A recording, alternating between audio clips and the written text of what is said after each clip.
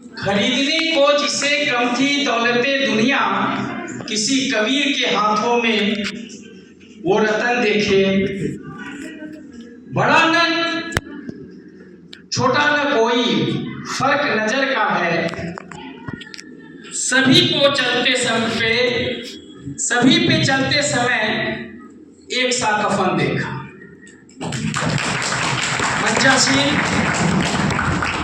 आदरणीय विभागाध्यक्ष इतिहास विभाग पटना विश्वविद्यालय प्रोफेसर डॉक्टर दीप्ति तिवारी, जिनके बारे में मैं अक्सर कहता हूँ कोई वो इस विभाग की यंग इनर्जेटिक और डायनेमिक विभागाध्यक्ष हमको मिली हैं।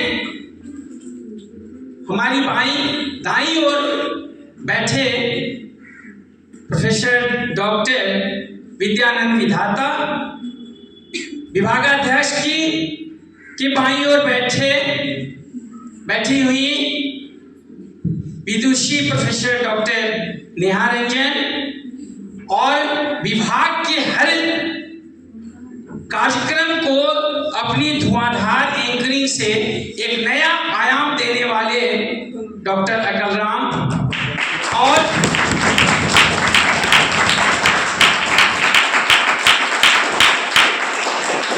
इस आज के कार्यक्रम में मगध महिला कॉलेज से चलकर हमारे सहयोगी प्रोफेसर डॉक्टर राजेश कुमार जी, और इस सभागार में उपस्थित इस विभाग के नौनिहाल, इस समाज और राष्ट्र के कल यानी भविष्य हमारे सभी छात्र छात्राएं, आज हम सभी जिस इस सभागार में जो उपस्थित हैं उसका कारण हम सभी को पता है, उद्देश्य भी हम सबको पता है कि आज 10 दिसंबर है। 10 दिसंबर मतलब कि अंतर्राष्ट्रीय मानवाधिकार दिवस। यह 10 दिसंबर और भी कई मायनों में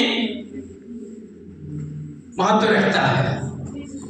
एक तो आज ही के दिन जो भारत के पहले गवर्नर जनरल और भारत के जो स्वतंत्र भारत के राजगोपालाचारी का आज जन्मदिन है। फिल्मी दुनिया के बहुत बड़े नामी हस्ती उनका भी आज जन्मदिन है, अशोक कुमार का। और आज ही के दिन एल्फ्रेड नोबेल, जिनके नाम पर नोबेल पुरस्कार है, उनका मृत्यु दिवस भी है, पुण्यतिथि भी उनकी है। और मेरे लिए ये व्यक्तिगत दिन ज्यादा महत्व रखता है, क्योंकि आज के ही दिन हमने अपनी पीएचडी की डिग्री के लिए आज ही के दिन हमारा इंटरव्यू हुआ था, और हमारी उपाधि हमको आज ही के दिन। तो ये 10 दिसंबर कई मायनों में महत्वपूर्ण है। आज हम यहाँ जो इकट्ठा हुए हैं वो उस दिवस को मनाने के लिए, खासकर जिस दिवस को लेकर के कई मायने में पूरे आज अंतर्राष्ट्रीय दिवस में अंतर्राष्ट्रीय स्तर पर ये दिवस को मनाया जा रहा है, अंतर्राष्ट्रीय मानवाधिकार दिवस के रूप में। आज जब हम ये चर्चा करते हैं तो हम याद करते हैं इसके पीछे की ऐतिहासिकता। हम आपके बीच के हैं, ये कहने की जरूरत नहीं है, और इस पे बोलने के लिए भी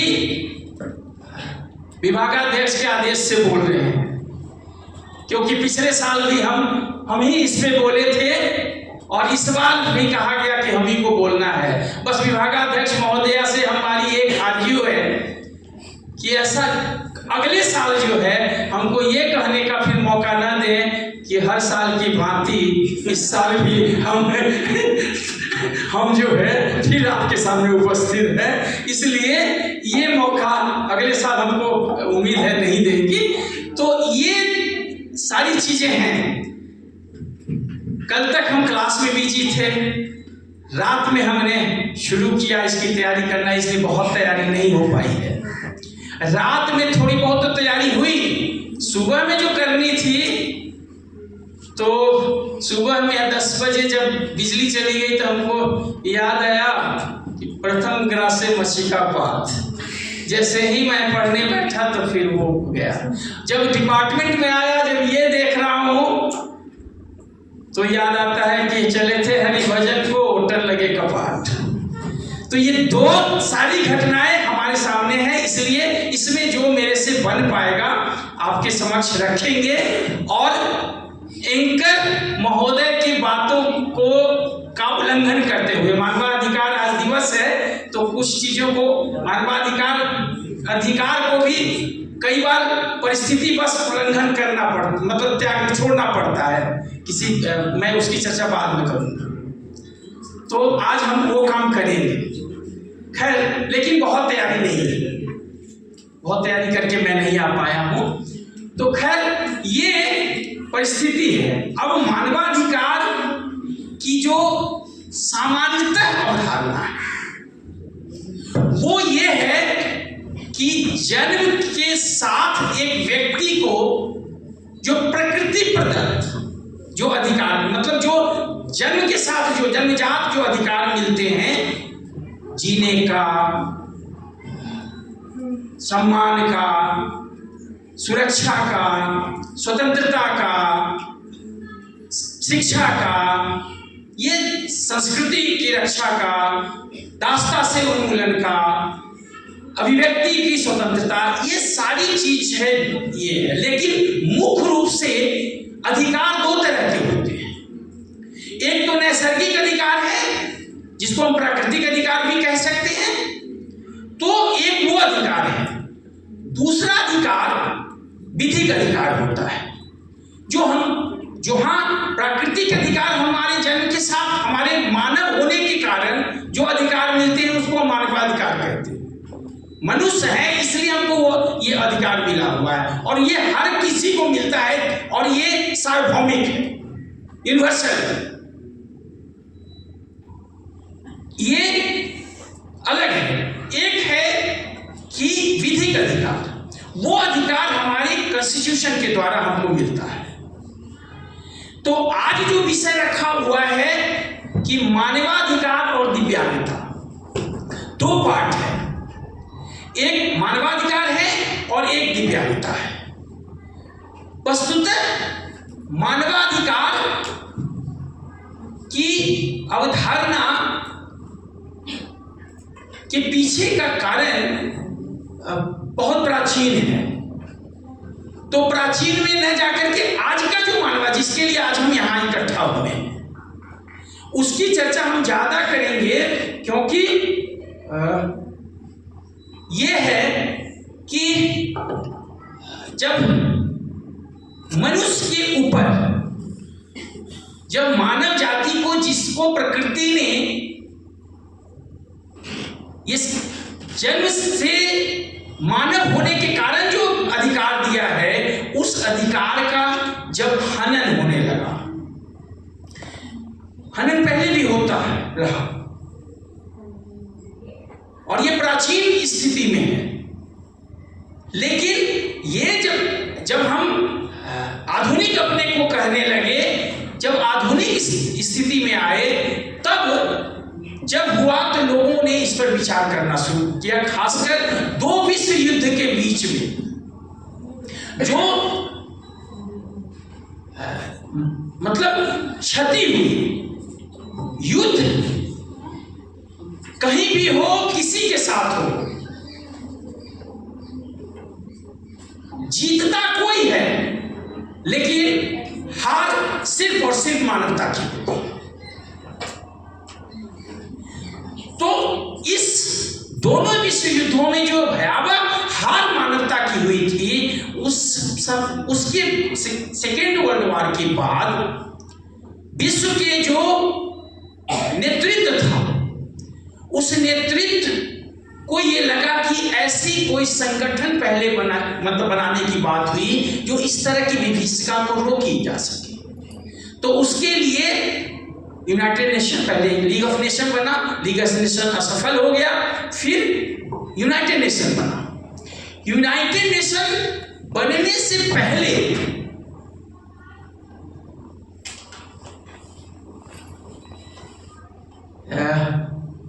एलेनोर रूजवेल्ट थी, जो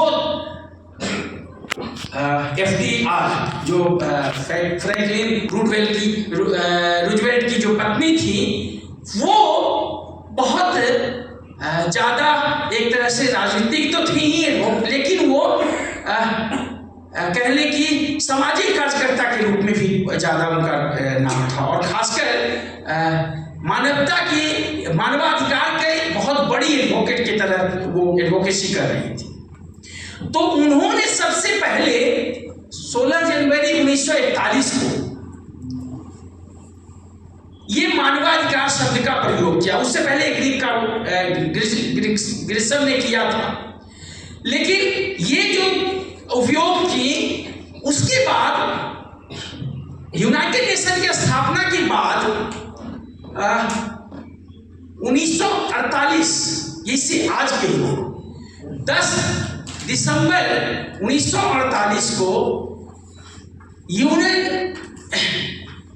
यूएनओ में ही एक डिक्लेरेशन किया, और वो मानवाधिकार सार्वभौमिक घोषणा के नाम से जाना गया, जिसको शॉर्ट में UDHR बोलते हैं, universal declaration human rights of human rights. ये घोषणा होती है। इस घोषणा के द्वारा ये सुनिश्चित किया गया कि जो प्रकृति प्रदत्त जो अधिकार एक व्यक्ति को दी जाती है मानव होने के कारण, उसका हनन कोई नहीं करे, इसकी सुनिश्चित करने के लिए इस अधिकार की घोषणा की गई। घोषणा करने के बाद अब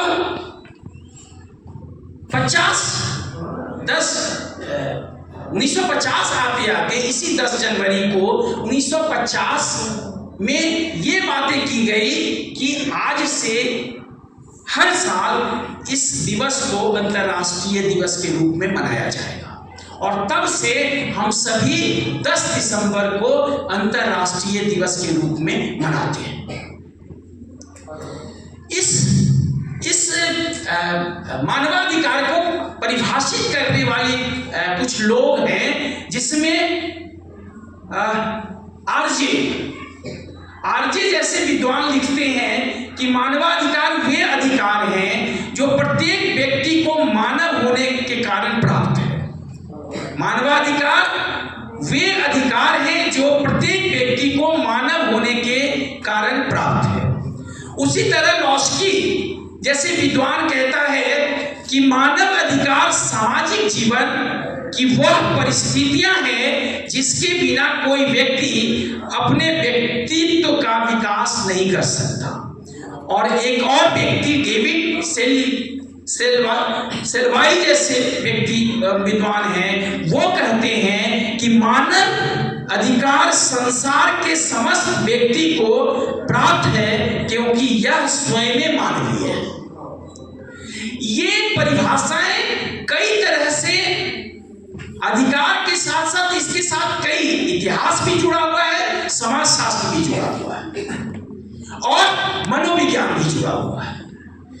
तो समाज इतिहास, समाजशास्त्र और मनोविज्ञान, ये तीनों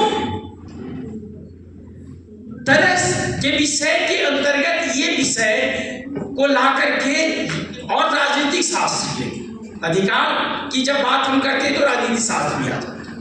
तो ये सब सामाजिक विषयों को लेकर के जिस तरह से इसको परिभाषित करने का प्रयास इन विद्वानों ने की है, उसमें हम देखते हैं कि यह इस अधिकार को सामाजिक भी कहा जा रहा है, मानवीय भी कहा जा रहा है, और ऐसा एक हथियार कहा जा रहा है जिसके बगैर ये ऐसा टूल्स है जिसके बगैर एक व्यक्ति के व्यक्तित्व का विकास संभव ही नहीं। तो इस तरह से इसकी अवधारणा या इसकी जो परिभाषा है दी जाती है, मुख्य रूप से यही है। अब मानवाधिकार का जो टाइप्स ऑफ ह्यूमन राइट्स है, उसमें हम मुख्य रूप से इसको 5 भाग में बांटते हैं। उस 5 भाग में पहला नागरिक अधिकार को रखते हैं, दूसरा है राजनीतिक है, तीसरा है आर्थिक है, चौथा है सामाजिक है और 5वां है नैतिक।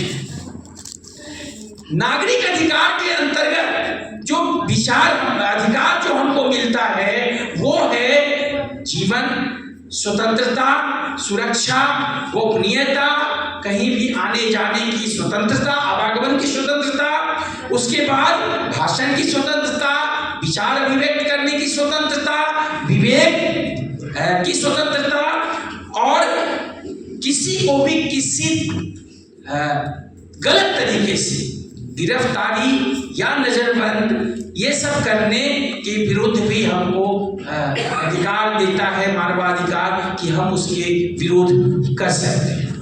तो ये सभी जो है मानवाधिकार के ये बातें आती हैं।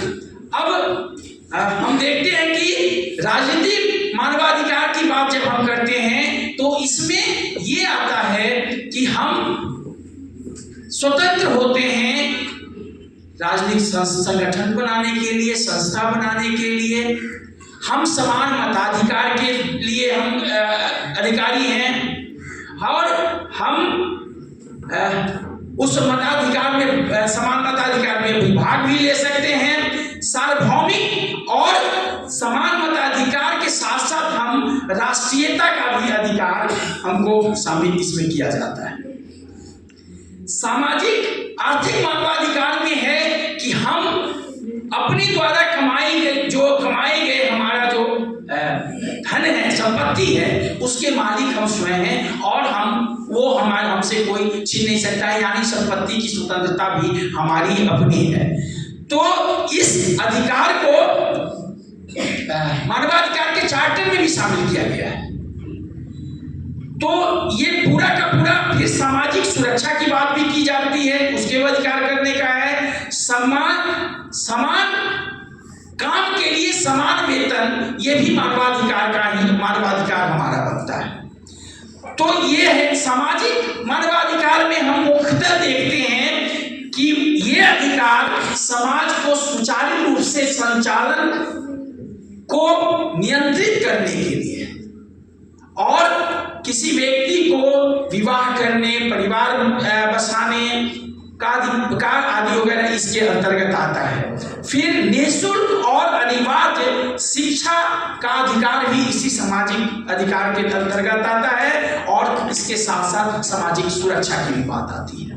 सांस्कृतिक अधिकार के दौरान हम देखते हैं कि हर उस व्यक्ति को अपने मन के हिसाब से या जहां उसकी इच्छा है, जिधर उस सांस्कृतिक आयोजन हो, चाहे सांस्कृतिक भूमिका निभाने के लिए वो स्वतंत्र होता है और वो हर सांस्कृतिक गतिविधियों में भाग ले सकता है और लेने के लिए वो स्वतंत्र होता है। इन अधिकारों से वंचित करने का मतलब है कि जो वंचित करने वाले लोग हैं वो उनके द्वारा मानवाधिकार का उल्लंघन होता है।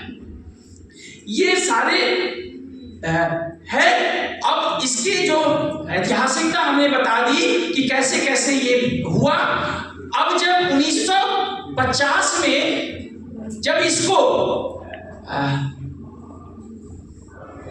10 दिसंबर को से अंतर्राष्ट्रीय विकलांग दिवस मानवाधिकार मनाने की शुरुआत कर दी गई, तो इसके अधिकार तो दे दिए गए, इसका डिक्लेरेशन भी हो गया, लेकिन अभी भी इसके उल्लंघन भी हो रहे थे और इसके बारे में बहुत लोग अभी भी परिचित नहीं थे। आज भी हम अपने संविधान को बहुत गहराई से हम नहीं जानते हैं, जो अगर उसके हम एक्सपर्ट नहीं, क्योंकि उसकी भाषा या उसकी जो क्लिष्टता है, उस क्लिष्टता को हम समझ नहीं पाते हैं अगर हम लॉ के एक्सपर्ट नहीं। इसलिए हम अपनी किसी मुकदमे लड़ने के लिए हम एडवोकेट करते हैं जो एक्सपर्ट होते हैं लॉ के। तो मानवाधिकार भी की घोषणा यूएनओ के द्वारा कर दिया गया, और लेकिन अभी भी लोगों के पास उसकी जानकारी नहीं पहुंची थी। जानकारी नहीं होने के कारण लोगों के साथ इसके उल्लंघन हो रहे थे, और लोग उस उल्लंघन के या शोषण के विरुद्ध कोई आवाज नहीं उठा पा रहे थे, क्योंकि उनको पता ही नहीं था कि उनके मानवाधिकार क्या क्या है। इस स्थिति को और अधिक लोगों तक पहुंचाने के लिए, मानवाधिकार को और ज्यादा लोगों को जानकारी देने के लिए, फिर 2006 में एक वहां फिर कन्वेंशन बुलाया गया, यूएन की सभा बुलाई गई, और उसमें जो 1948 के 10 दिसंबर को जो मानवाधिकार आयोग, अंतर्राष्ट्रीय मानवाधिकार आयोग का गठन किया गया था, उस मानवाधिकार आयोग की जगह अब इसको 2006 में मानवाधिकार परिषद बना दिया, नाम दे दिया गया। और उस परिषद में उस समय 48 सदस्य थे, और उस 48 सदस्य में हमारा भारत देश भी एक सदस्य था। तो 2006 में ये हुआ। अब ये इसका ऐतिहासिकता ये है। तो मानवाधिकार मोटा मोटी हमारे पूरे तौर पर अगर हम देख लें तो यह हमारे संपूर्ण जीवन को के विकास के लिए आवश्यक है, और वो हमको नैसर्गिक रूप से मिला है, प्रकृति प्रदत्त है, और इस प्रकृति प्रदत्त अधिकारों को हमको अपने जन्म से ही मिलता है, और इस जन्म को हम करते हैं। अब 1981 में, अब जब हम दूसरे भाग पे आते हैं, क्योंकि कितना भी उल्लंघन करेंगे, लेकिन एंकर महोदय की बातों को ध्यान में तो रखना है, लेकिन फिर भी अपनी बात हम करके ही खत्म करेंगे, चिंता मत करिए। तो दूसरे पार्ट पर जब आते हैं, तो वो दूसरा पार्ट है दिव्यांगता की। ये दिव्यांगता शब्द ही हमने अपने इस विषय के चयन में किया है कि दिव्यांग शब्द जैसे ही आएगा तो बात भारत की आ जाएगी, क्योंकि आगे भी ये शब्द चला तो था विकलांग से, अपंग से, बीच में डिफरेंटली एबल मतलब भिन्न क्षमता वाले, अब फिजिकली चैलेंज्ड, ये सब सफर तय करते करते 2016 में इस विकलांग शब्द को हमारे आदरणीय प्रधानमंत्री माननीय नरेंद्र मोदी जी ने इस शब्द को, विकलांग शब्द को, जो थोड़ी या विकलांग शब्द या अपंग शब्द जो भी कह लें, ये थोड़ा कहने की अटपटा लगता है, थोड़ा दुर्भावनाग्रस्त मतलब लगता है, तो इसको उन्होंने एक नया नाम दिया, और वो शब्द है दिव्यांगता, दिव्य अंग वाले। तो 2016 में जब एक्ट बना तो उसमें ये शब्द यूज किया गया। हम इसके लिए भी, इस एक सम्मान के लिए ही सही दिया, इस वर्ड को देने वाले अपने प्रधानमंत्री के प्रति आभार भी व्यक्त करते हैं। और तब, लेकिन इससे पहले जब हम जाते हैं तो 1981 में अंतर्राष्ट्रीय विकलांग वर्ष मनाया गया। 1981 वर्ष को अंतर्राष्ट्रीय दिव्यांग वर्ष घोषित, विकलांग वर्ष घोषित किया गया। और 1993 28 सितंबर 1993 को एक भारत ने एक अध्यादेश जारी किया, ऑर्डिनेंस जारी किया, जिसके द्वारा ये सभी जो मानवाधिकार हैं, दिव्यांग जनों के अधिकार को सुनिश्चित करने के लिए उन्होंने एक आयोग गठन करने की बात की और उसी के आधार पर 12 अक्टूबर को 1993 को भारत में राष्ट्र NHRC मतलब नेशनल ह्यूमन राइट्स कमीशन का गठन हुआ और उस गठन के बाद जब 94 में फिर इस अध्यादेश को पार्लियामेंट से अनुमति मिल गई तो 95 में दिव्यांगजनों के लिए एक एक्ट आता है और वो एक्ट है 1995 का PWD एक्ट, जिसमें सुरक्षा, दिव्यांग विकलांगों की सुरक्षा और की बात की गई और वो एक्ट आया। इस यहां तक के सफर तय करने में 1995 का सन तक हम आए, लेकिन दिव्यांगता की ऐतिहासिकता में जब हम जाते हैं तब हम देखते हैं कि प्रकृति की शुरुआत से, जब से मानव जीवन शुरुआत होता है तब से दिव्यांगता की समस्या है,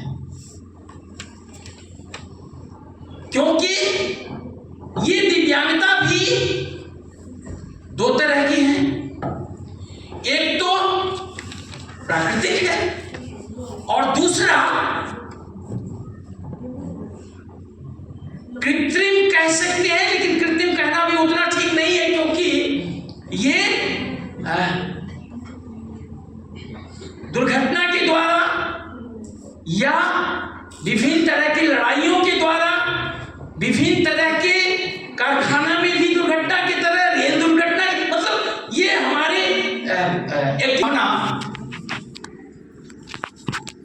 खूंखार जानवरों से भी होता था और हम अपने लिए शिकार जब करने जाते थे तो कई बार शिकारी भी शिकार होता है, तो वो भी हमारे साथ होता था और इन कारणों से हम कई बार मनुष्य जाति इसके शिकार हो जाती थी और वो जीवन पर्यंत विकलांगता के रोग से ग्रसित हो जाते थे।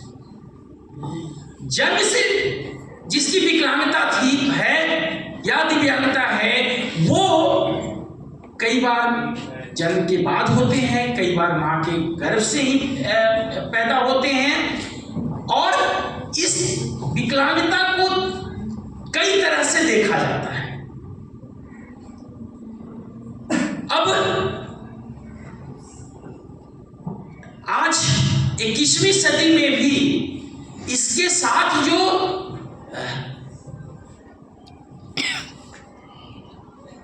अंधविश्वास जुड़े हैं, जो विसंगतियां जुड़ी है, वो सब आज भी जुड़े हुए हैं। मैं खुद की एक्सपीरियंस बताता हूं कि कई जगह कई लोगों ने कहा मुझे देख करके, अरे अरे क्या करिएगा, ये पूर्व जन्म का कुछ काम है, कुछ आपने गलत किया होगा। मैंने इस बात का कई लोगों का बड़ा एतराज जताया। हमने कहा कि हमको अपने पूर्व जन्म के बारे में पता ही नहीं है, मेरे पूर्व जन्म के बारे में आप कैसे जान गए?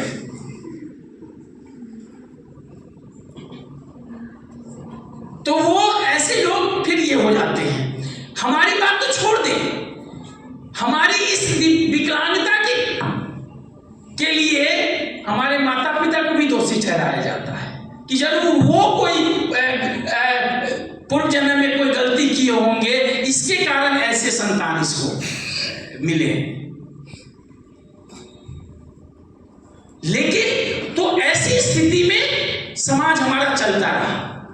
अब जब धीरे धीरे हम विकसित हुए, जब काठेटक जीवन या शिकारी जीवन से हमारा मुक्ति मिला, जब हम रहने लगे गृहस्थ जीवन या और अस्थायी जीवन जीने की कोशिश करने लगे, तब अस्थाई जीवन जैसे ही आया तो उसमें काम करने की और काम करके धन संपत्ति इकट्ठा करने की, और जैसे ही आर्थिक संग्रह की बात आई तो उसको इकट्ठा करने में शारीरिक रूप से कमजोर व्यक्ति पिछड़ता चला गया, पिछड़ने लगा।